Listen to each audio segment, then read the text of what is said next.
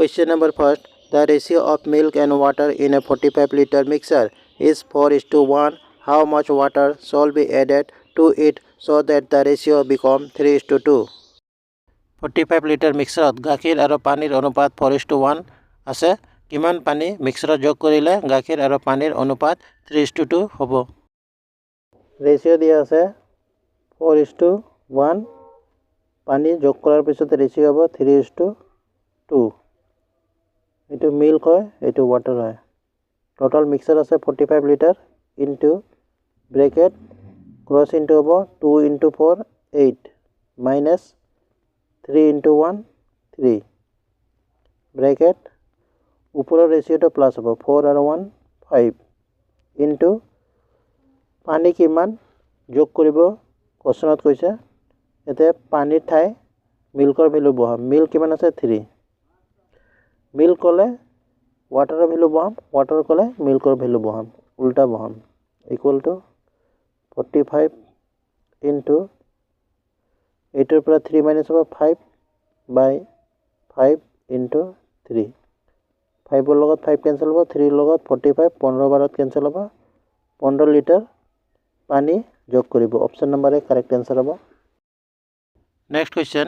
By buying 20 orange for ₹25 and selling 25 orange for ₹20, what shall be the loss percent? 25 টকাত 20টা কমলা কিনি কিনে 20 টকাত 25টা কমলা বিক্ৰী কৰিলে লোকচানৰ শতাংশ কিমান হ'ব উলিয়াব লাগে। আগতে টকা বহাম। 25 টকাত 20টা অৰেঞ্জ ক্ৰাই কৰি আছে আৰু 20 টকাত 25টা অৰেঞ্জ বিক্ৰী কৰি আছে। কেঞ্চেল কৰি সৰু বনাই ল'ম।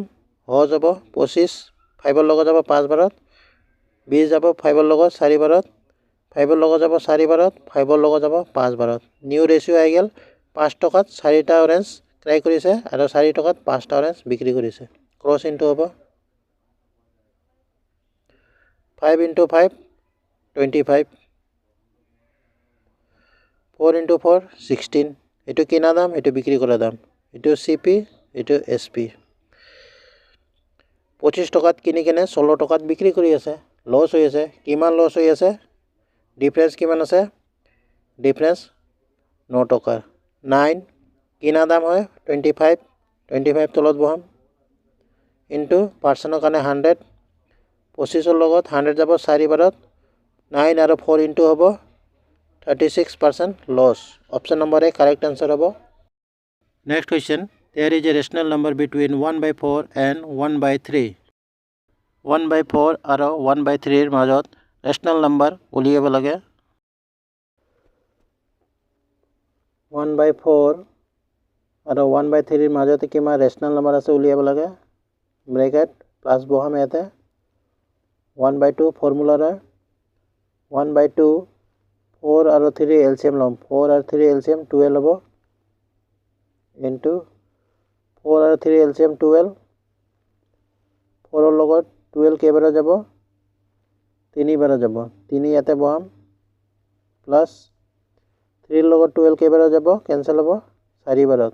4 ইয়াতে বহাম 1/2 ইনটু 3 আৰু 4 7/12। তে কেঞ্চেল নহয় তো ডাইৰেক্ট ইনটু হ'ব 7 × 1 7 12 × 2 24। অপশ্যন নম্বৰ এ কাৰেক্ট আনসাৰ হ'ব 7/24। Next question. Two numbers are in the ratio 7:15. If there are 128 less than each other, then what is the largest number? দুটা সংখ্যা ৰেচিঅ' দিয়া আছে 7:15। এটা সংখ্যা আন এটা সংখ্যাৰ পৰা 128 কম আছে। উলিয়াব লাগে ডাঙৰ সংখ্যা। ৰেচিঅ' দিয়া আছে 7:15। এটা সংখ্যা আন এটা সংখ্যাৰ পৰা 128 কম আছে। ইয়াতে কিমান কম আছে? 15ৰ পৰা 7 মাইনাছ কৰিলে 8 কম আছে। কিন্তু কোৱেশ্যনত দিয়া আছে 128 কম আছে।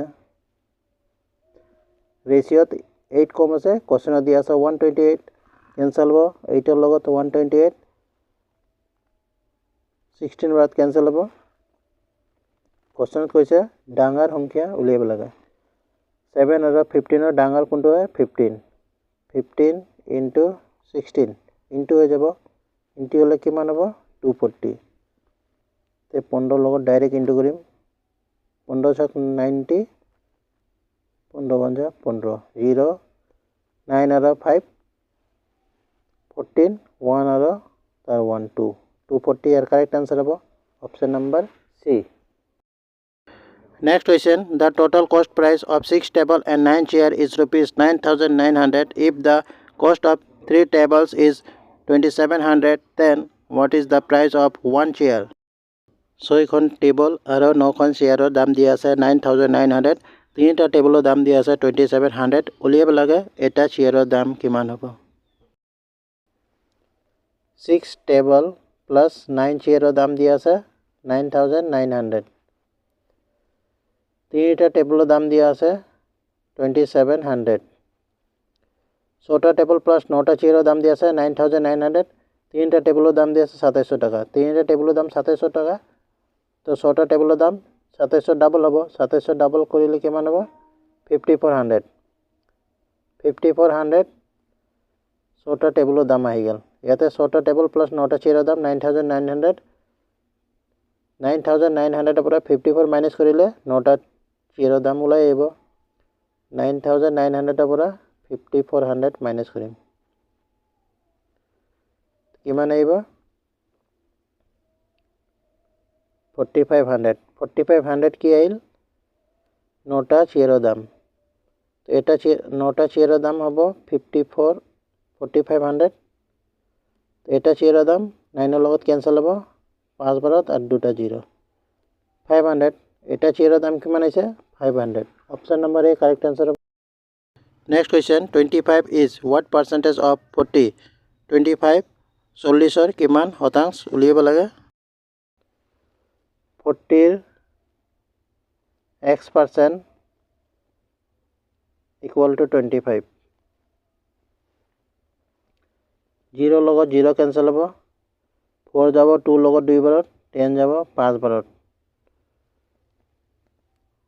x আৰু 2 ইনটু হ'ব 2x equal to 5 আৰু 25 ইনটু হ'ব 125 ইনটু কৰিলে 125 x equal to 125 by 2 cancel কৰিম 125 by 2 2 লগত যাব 6 বাৰত 12 2 লগত যাব 2 বাৰত 4 5 ৰ পৰা 4 মাইনাস হ'ব 1 62 1/2% ইয়াৰ কাৰেক্ট आंसर হ'ব option number A Next question if a numbers exceed it 1/3 by 18 what is that number যদি কোনো সংখ্যা 1/3 পৰা 18 বেছি হয় তেন্তে সংখ্যাটো উলিয়াব লাগে সংখ্যাটো x মানি লম x minus 1/3 equal to 18 3 লগত x into হ'ব 3x minus 1 3x ৰ পৰা 1 minus হ'ব তো 2x by 3 equal to 18 equal আছে তো ডাইৰেক্ট কেনসেল হ'ব 2 লগত 18 যাব 9 বাৰত x equal to 9 আৰু 3 into হ'ব 27 ইয়াৰ কাৰেক্ট आंसर হ'ব option number C Next question if the thickness of 500 sheets of paper is 3.5 cm then the thickness of 275 sheets of paper is 500 পৃষ্ঠা থকা পেপাৰৰ thickness দিয়া আছে বহল 3.5 cm উলিয়াব লাগে 275 পৃষ্ঠা থকা পেপাৰৰ thickness কিমান হ'ব বহল কিমান হ'ব উলিয়াব লাগে 500 পেজৰ thickness দিয়া আছে 3.5 cm এটা পেজৰ thickness হ'ব 3.5 by 500 উলিয়াব লাগে 275 275 ৰ thickness কিমান হ'ব ইয়াতে ডাইৰেক্ট বহাই দি আছো 275 কেনসেল হ'ব এই পইণ্ট কেনসেল হ'ব পইণ্টৰ কাৰণে তলত এটা 0 আহি যাব 5 ৰ লগত কেনসেল হ'ব 5 1 5 5 ৰ লগত 7 বাৰত কেনসেল হ'ব 7 আৰু 275 ইনটু হ'ব 7 আৰু 275 ইনটু কৰিলে কিমান হ'ব 7 ৰ লগত ইনটু কৰি চাম 7 5 গুণ 35 7 3 7 7 49 3 52 হাতত 5 7 2 গুণ 14 আৰু 5 19 1925 1925 আহিছে by 1000 equal to 1925 তলত 1 2 তিনিটা 0 আছে তো তিনিটা সংখ্যাৰ আগতে পইণ্ট বহাম 1 2 3 তিনিটা সংখ্যাৰ আগতে পইণ্ট বহাম আহিছে কিমান 1.925 অপশন ডি কারেক্ট आंसर হ'ব next what is the difference between the largest and the smallest fraction আটাইতকৈ ডাঙৰ আৰু সৰু ফ্ৰেকশনৰ মাজত ডিফাৰেন্স কিমান হ'ব উলিয়াব লাগে ফ্ৰেকশন দিয়া আছে 2/3 3/4 4/5 5/6 এটা ডিফাৰেন্স আইলম ডিফাৰেন্স 1 ৰ ডিফাৰেন্স ইয়াতে 1 ডিফাৰেন্স ইয়াতে 1 ডিফাৰেন্স ইয়াতে 1 ডিফাৰেন্স ডিফাৰেন্স সমান আছে ইয়াতে যেটো নোমিনেটৰ আছে ওপৰটো অনস আইটো লব ডিনোমিনেটৰ যাৰ অনস ডাঙৰ এটো ডাঙৰ ফ্ৰেকশন হ'ব আৰু যাৰ অনস সৰু এটো আটাইতকৈ সৰু হ'ব তো সৰু ফ্ৰেকশন কোনটো 2 3 4 5 সৰু কোনটো 2 তো এটো আটাইতকৈ সৰু হ'ব আৰু ডাঙৰ 5 হয় তো এটো আটাইতকৈ ডাঙৰ ফ্ৰেকশন হ'ব তো ডাঙৰ আৰু সৰুৰ ডিফাৰেন্স হদিছে ডাঙৰ ফ্ৰেকশন হয় 5/6 মাইনাস ডিফাৰেন্স কৈছে এখানে মাইনাস 2/3 6 আৰু 3 এলসিয়াম লম 6 হ'ব ইয়াতে 6 বনাম 3 লগত কিমান ইনটু কৰিলে 6 হ'ব 2 ইনটু কৰিলে 6 হ'ব এইটো ওপৰত ইনটু হ'ব 5 minus 2 into 2 4 by LCM 6 1/6 correct answer of option number C next the difference between the two place value of 7 is সংখ্যা দিয়া আছে ডাঙৰ সংখ্যা দিয়া আছে এই সংখ্যাত 7 দুটা আছে দুটা 7 ৰ প্লেস ভ্যালুৰ মাজত পাৰ্থক্য কিমান হ'ব উলিয়াব লাগে সংখ্যা দিয়া আছে 5 7 4 8 7 3 দুটা 7 আছে ইয়াৰ প্লেস ভ্যালুৰ ডিফাৰেন্স উলিয়াব লাগে এতে 7 আছে 7 7 ৰ পিছত কেটা সংখ্যা আছে 1 2 3 4 চাৰিটা সংখ্যা আছে তো চাৰিটা 0 বহাম 1 2 3 4 এতে 7 আছে তো 7 7 ৰ পিছত কেটা সংখ্যা আছে এটা সংখ্যা আছে এটা 0 বহাম এই 70 টো ইয়াতে মাইনাস কৰিম 0 ইয়াতে 10 10 ৰ পৰা 7 মাইনাস হ'ব 3 ইয়াতে 9 9 ইয়াতে 6 6 9 9 30 অপশন এ কারেক্ট आंसर হ'ব